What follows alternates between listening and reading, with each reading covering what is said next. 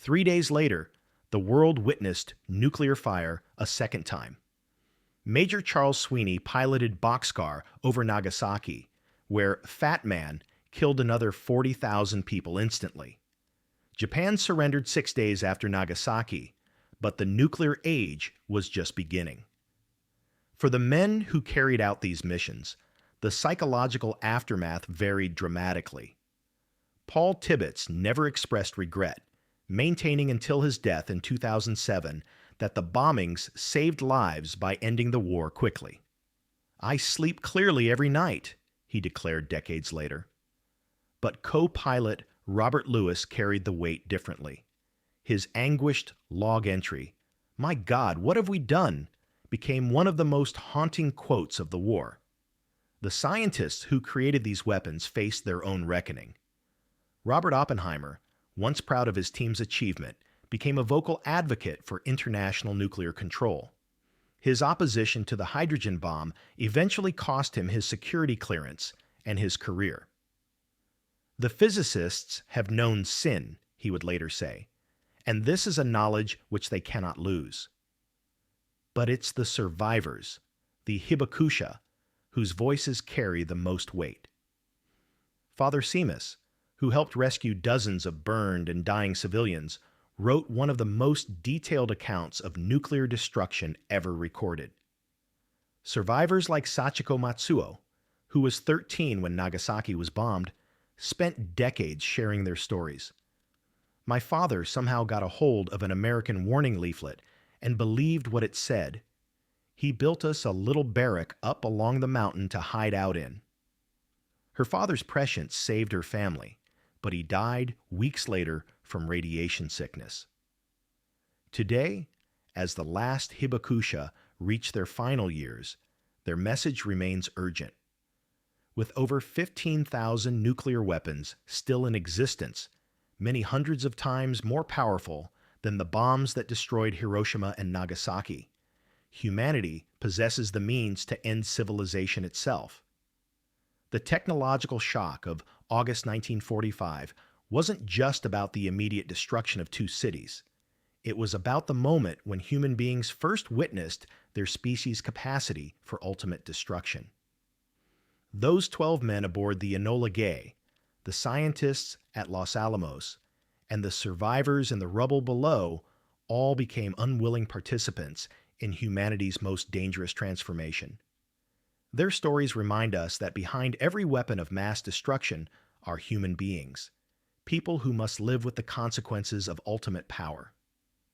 As we face an uncertain future, with nuclear weapons still threatening global security, the voices from Hiroshima and Nagasaki echo across the decades with a simple message: never again should human beings experience nuclear fire. The choice of what to do with that message remains ours. At precisely 8:15 and 17 seconds, 1,968 feet above the courtyard of Shima Hospital in central Hiroshima, Little Boy detonated. What happened next defied every human understanding of destruction. In the first tenth of a second, the uranium chain reaction created a fireball that reached 7,700 degrees Celsius, hotter than the surface of the sun. This sphere of nuclear fire expanded outward at thousands of feet per second, instantly vaporizing everything within a quarter-mile radius.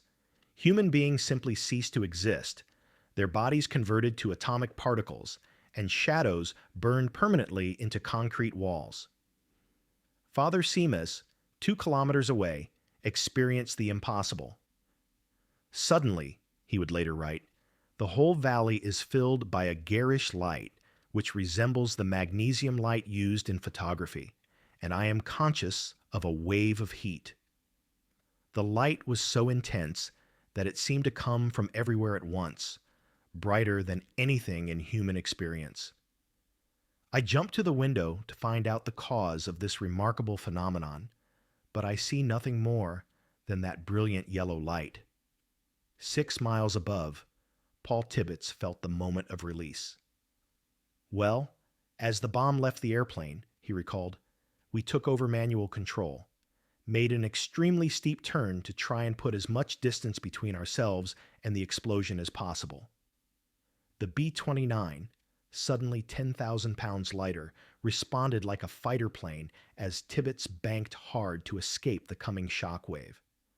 For 43 seconds, Little Boy fell through the sky toward the unsuspecting city.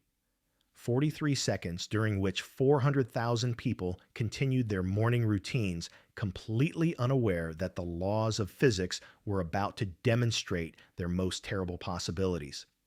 Then came the flash. The nuclear explosion released the energy of 20,000 tons of TNT in a fraction of a second. The fireball expanded so rapidly that the human eye couldn't process what it was seeing. Every person within 3 miles saw the same impossible sight, a light brighter than the sun appearing instantly where a city had been just moments before. Everything turned white, survivor Yasujiro Tanaka remembered. He was 3 years old at the time.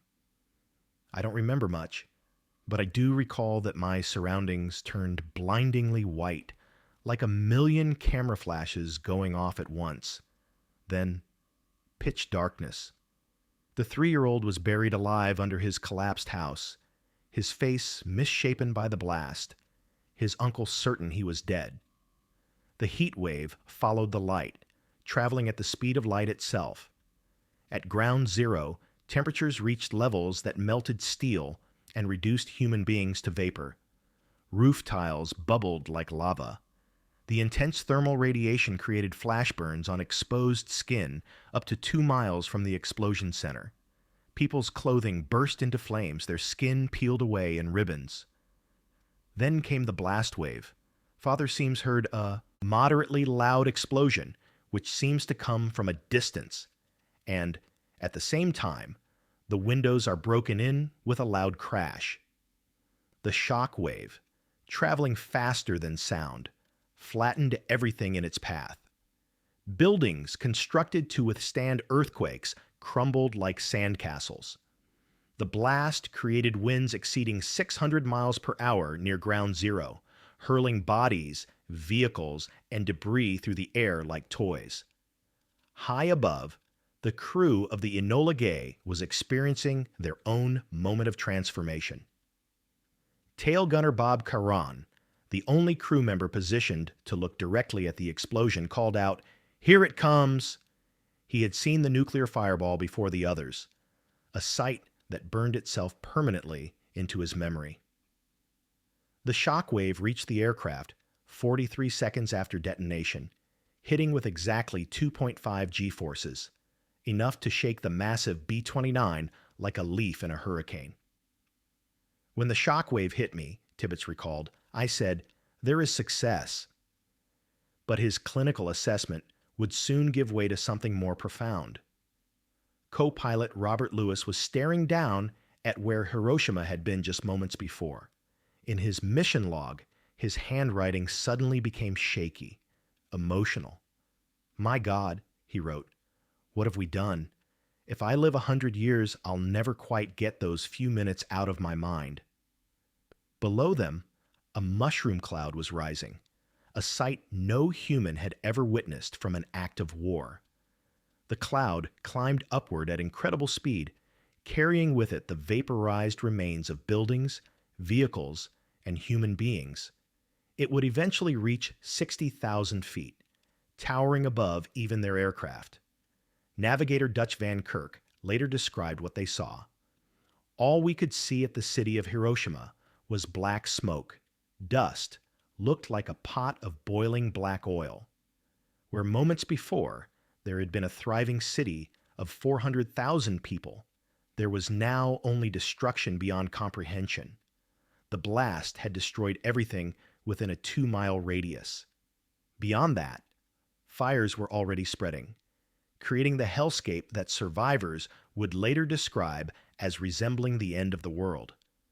The shock wave had traveled outward for miles, breaking windows 15 miles from ground zero, toppling buildings, and creating a wasteland where a city had stood. In those first seconds after detonation, approximately 70,000 people died instantly. Tens of thousands more were dying from burns, radiation exposure, and crushing injuries. The lucky ones, if anyone could be called lucky, were simply vaporized so quickly they felt no pain. Father Seamus, struggling to understand what had happened, began seeing the first refugees streaming up the valley from the city. "A procession of people begins to stream up the valley from the city," he wrote. They saw the bright light. Their houses collapsed and buried the inmates in their rooms. Those that were in the open suffered instantaneous burns.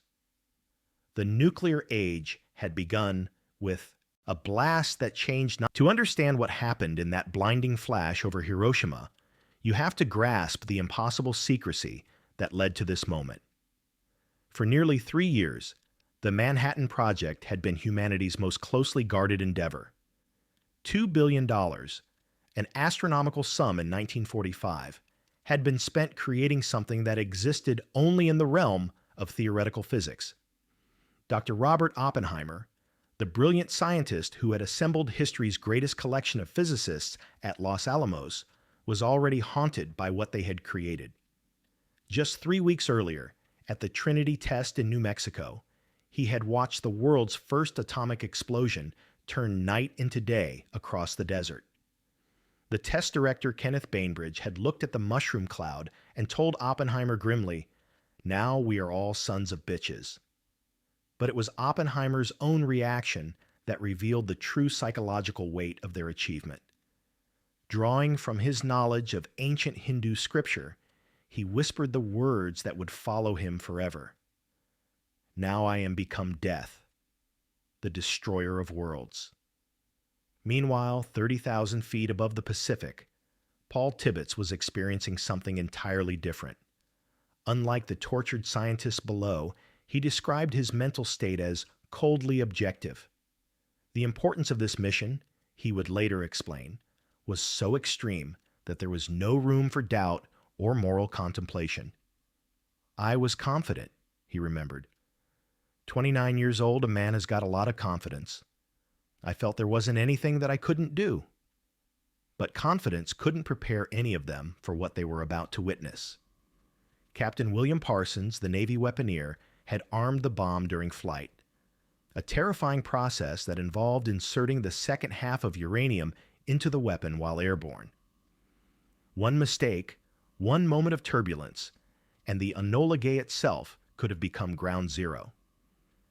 Theodore Dutch Van Kirk, the navigator, had plotted their course with mathematical precision across 1,500 miles of ocean. Bombardier Thomas Farabee was preparing for the most consequential bomb drop in human history. Down in Hiroshima, the morning continued with deceptive normalcy. Commuters crowded streetcars heading into the city center.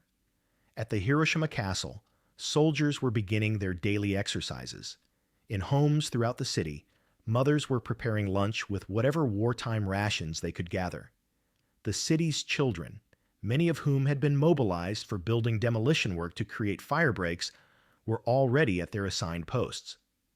Father Seamus sat at his window, perhaps reviewing philosophical texts or preparing for morning prayers. Like everyone else in the city, he had no way of knowing that American military planners had specifically selected Hiroshima as a virgin target, a city deliberately spared from previous bombing raids so that the atomic bomb's effects could be studied without interference from conventional weapon damage. The psychological preparation was as important as the technical preparation. The crew of the Enola Gay had been training with specially modified bombs for months, never knowing the true nature of their ultimate mission.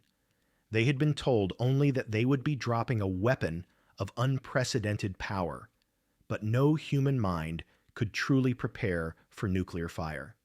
As the Enola Gay approached its target, co-pilot Robert Lewis was maintaining detailed logs of the mission.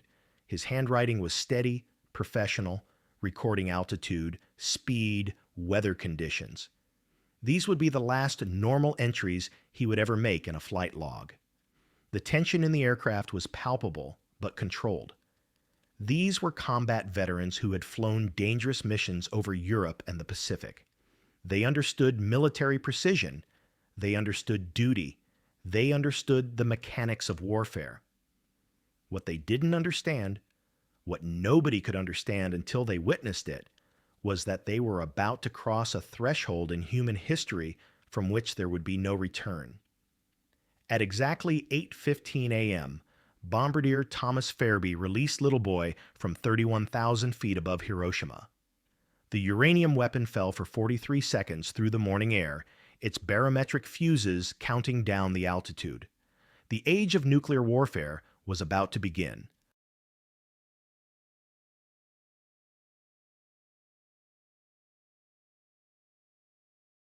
Picture this. It's 8:14 a.m. on August 6, 1945. The summer sun bathes Hiroshima in golden light, and Father John Seams sits peacefully at his window in the Jesuit novitiate, 2 kilometers from the city center. From his vantage point, halfway up the valley's slope, he has a perfect view of the bustling city below. 400,000 souls starting another day of wartime routine. What Father Seams doesn't know is that 6 miles above him, Colonel Paul Tibbets is making final preparations in the cockpit of a B-29 named after his mother.